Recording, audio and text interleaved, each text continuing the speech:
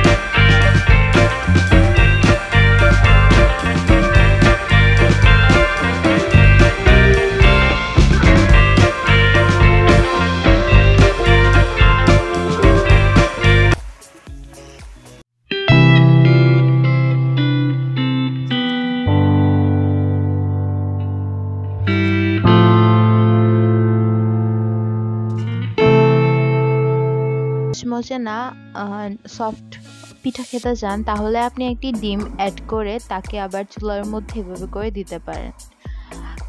এগুলো হবে ভিতরে নরম হবে। আগের বার যেগুলো দিয়েছিলাম অর্থাৎ ডিম ছাড়া যেগুলো দিব ওগুলো হবে মচমচে। যদি আপনি ডিম অ্যাড করেন তাহলে এগুলো একটু নরম নরম হয়ে যাবে। আর দুটোটি খেতে কিন্তু খুবই মজা। এবার দুই টাইপকে ভালো মতো ভেজে নিতে হবে। যেটি ডিম ছাড়া তৈরি করা হবে ওইটা অল্প আছে মচমচে করে ভেজে নিতে হবে, আর যেটিতে ডিম অ্যাড করা হবে তাকেও অল্প আছে ভেজে নিতে হবে, তবে ওটি বেশি মচমচে হবে না, ওটি সফট সফট হবে।